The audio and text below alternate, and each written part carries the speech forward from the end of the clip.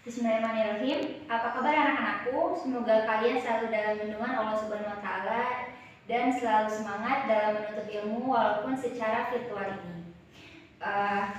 Alhamdulillah kita dapat bertemu lagi di pelajaran PPKN walaupun tidak bisa bertatap muka, tetapi semoga tidak menjadi halangan untuk kalian selalu semangat. Baik, sebelum kita memulai kepada materi, silakan kalian membuka Google Classroom untuk absen sesuai kelas masing-masing. Dan setelah menyimak video saya, silakan kalian kerjakan soal-soal latihan yang sudah saya sediakan di Google Form. Link akan disebar di Google Classroom. Bismillahirrahmanirrahim. Pada pertemuan kali ini kita akan membahas materi mengenai dinamika perwujudan dan Pancasila sebagai dasar negara dan pandangan hidup bangsa.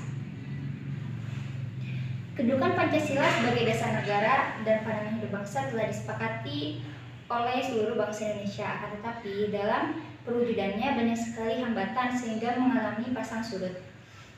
Sejarah bangsa kita telah mencatat bahwa pernah ada upaya untuk mengganti Pancasila sebagai dasar negara dan pandangan hidup bangsa dengan ideologi lainnya.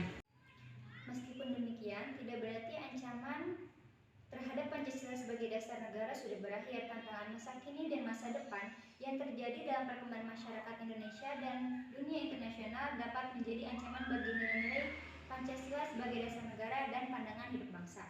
Perwujudan nilai-nilai Pancasila sebagai dasar negara telah dilaksanakan sejak awal kemerdekaan, Orde Lama, Orde Baru, masa reformasi sampai sekarang. Yang pertama,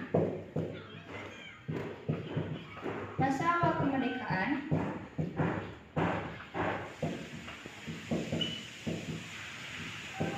pada tahun 1945 sampai 1959.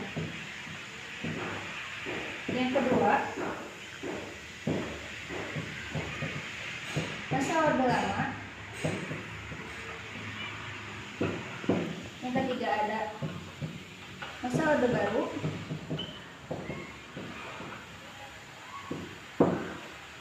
Yang keempat ada masa reformasi.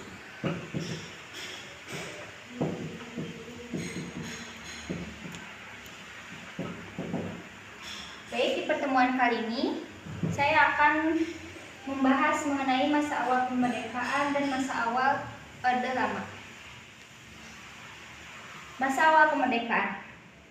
Sebagai bangsa yang besar, kita patut menghargai jasa para pendiri bangsa yang berhasil merumuskan dan menetapkan Pancasila sebagai dasar negara dan falsafah hidup bangsa.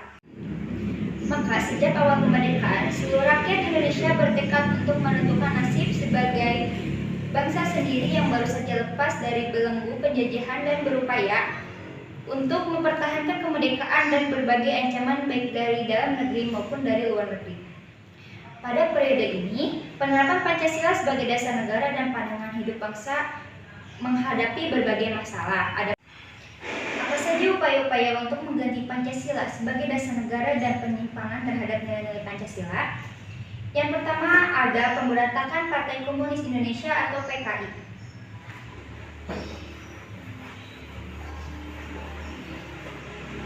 Yang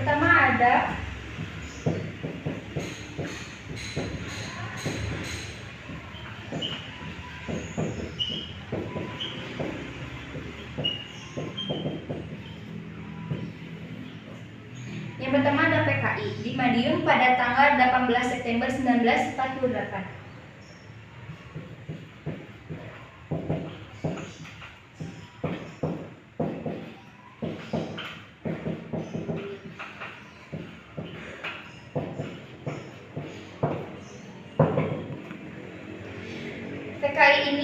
Pemberontakan ini dipimpin oleh Musso. Tujuan utamanya adalah mendirikan negara Soviet Indonesia yang berideologi komunis. Dengan kata lain, pemberontakan tersebut akan mengganti Pancasila dengan paham komunis. Pemberontakan ini pada akhirnya dapat digagalkan.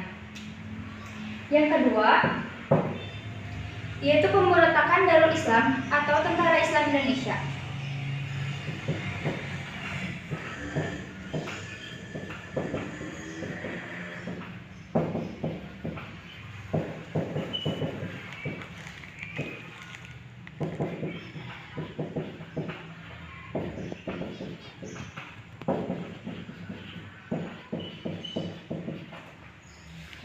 adalah untuk mengganti Pancasila sebagai dasar negara dengan syariat Islam. Tetapi gerakan ini bertentangan dengan ajaran Islam sebenarnya. Mereka melakukan perusakan, pembakaran rumah penduduk, pembongkaran jalan-jalan kereta api, perampasan harta benda milik penduduk, serta melakukan penganiayaan terhadap penduduk. Upaya pemberantakan ini memakan waktu yang cukup lama. Kartosoewirjo bersama para pengikutnya berhasil ditangkap pada tanggal 4 Juni 1962.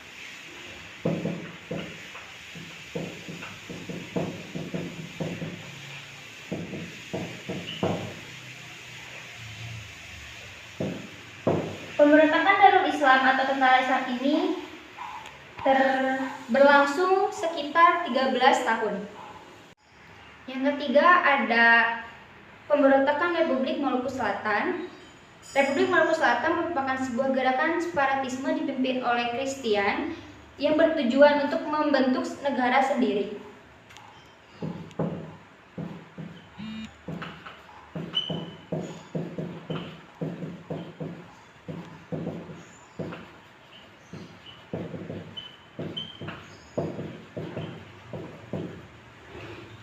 RMS ini bertujuan untuk membentuk negara sendiri yang didirikan pada tanggal 25 April 1950.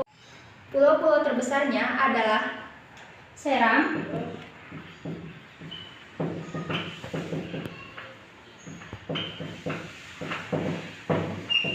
yang pertama yaitu ada Seram, yang kedua ada Ambon,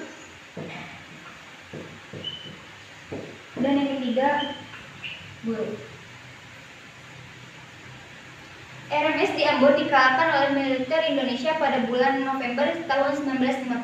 Tapi konflik di Seram masih berlanjut sampai Desember pada tahun 1963. Kekalahan di Ambon berujung pada pengungsian pemerintahan RMS ke Seram, kemudian mendirikan pemerintahan dalam pengasingan di Belanda pada tahun 1966. Bisa kalian cermati bahwa upaya-upaya untuk mengganti Pancasila, yang pertama ada pemberontakan Partai Komunis Indonesia, yang ketiga ada pemberontakan Darul Islam atau Tentara Islam Indonesia, yang keempat ada pemberontakan RMS yaitu pemberontakan Republik Maluku Selatan. Yang keempat ada pemerintahan revolusioner,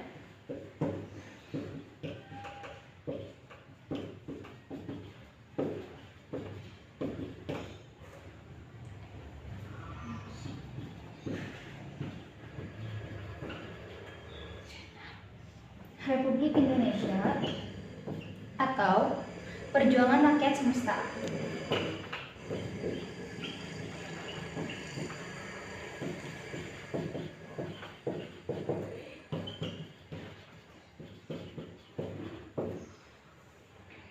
Yang dipimpin oleh Syarifuddin dan Venje Sumual tahun 1957 sampai 1958 di Sumatera dan Sulawesi. Gerakan ini merupakan bentuk koreksi untuk pemerintahan pusat pada waktu itu yang dipimpin oleh Presiden Soekarno. Soekarno pada saat itu tidak bisa lagi diberikan nasihat dalam menjalankan pemerintahan sehingga terjadi ketimpangan sosial. Pemerintahan pusat dianggap telah melanggar undang-undang, pemerintahan yang sentralistis, sehingga pembangunan di daerah menjadi terabaikan dan menimbulkan ketidakadilan dalam pembangunan. Oleh karena itu, timbullah inisiatif dalam upaya memperbaiki pemerintahan Indonesia. Yang kelima, ada APRA, yaitu Angkatan Perang Ratu Adil.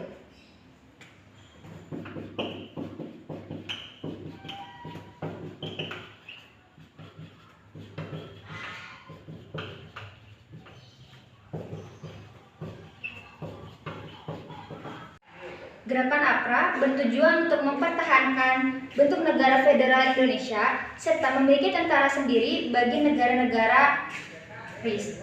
APRA melakukan pemberontakan pada tanggal 23 Januari tahun 1960 dengan melakukan serangan dan menduduki kota Bandung serta menguasai markas staf divisi Siliwangi. Westerling merencanakan untuk menyerang Jakarta, tetapi usahanya dapat digagalkan berkat APRIS mengirimkan pasukannya berada di wilayah Jawa Tengah dan Jawa Timur. Di samping itu, upaya yang dilakukan oleh Dr. Andes Muhammad Hatta sebagai Perdana Menteri RIS waktu itu berhasil melakukan perundingan dengan Komisi tinggi Belanda. Dengan adanya peristiwa ini, maka semakin mempercepat pembubaran Republik Indonesia Serikat dan kembali ke bentuk Negara Kesatuan Republik Indonesia pada tanggal 17 Agustus 1950. Apa sih RIS itu? RIS adalah Republik Indonesia Serikat. Yang terakhir yaitu perubahan bentuk negara dari Republik Indonesia Serikat menjadi Negara Kesatuan Republik Indonesia. Sedangkan konstitusi yang berlaku adalah Undang-Undang Dasar sementara 1950. Dalam perjalanannya berhasil melakukan pemilu di Indonesia. Yang pertama yaitu pada tahun 1955 yang selama itu dianggap paling demokratis. Tetapi anggota konstituen hasil pemilu tidak dapat menyusun undang-undang dasar seperti yang diharapkan.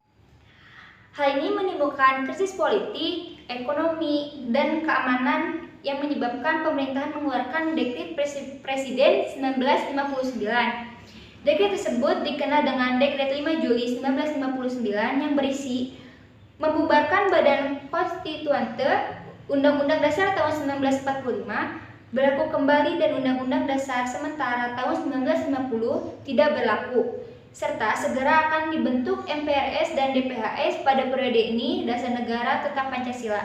Akan tetapi, dalam penerapannya lebih diarahkan sebagai ideologi liberal yang ternyata tidak menjamin stabilitas pemerintahan.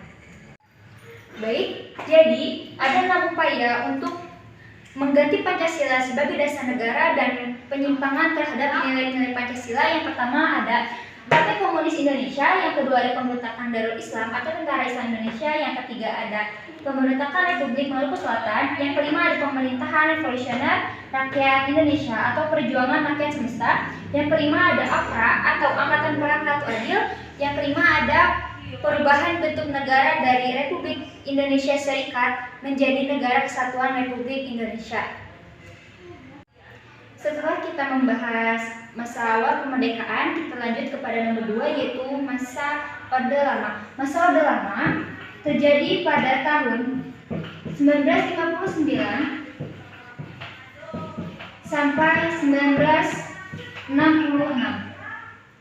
Periode ini dikenal sebagai periode demokratis terpimpin. Demokrasi terpimpin merupakan sebuah sistem demokrasi yang seluruh keputusan dan pemikiran dalam pemerintahan negara berpusat pada pemimpin negara. Pemimpin negara saat itu adalah Presiden Soekarno.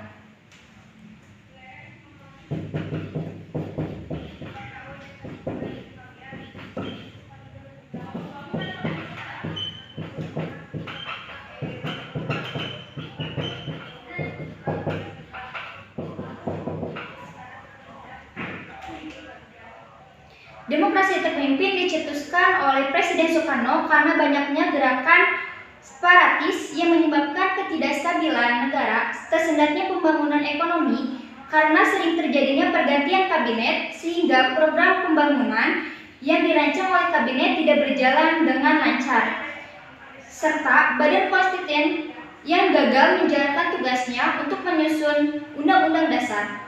Oleh karena itu, Presiden Soekarno mengeluarkan Dekret Presiden pada tanggal 5 Juli 1959.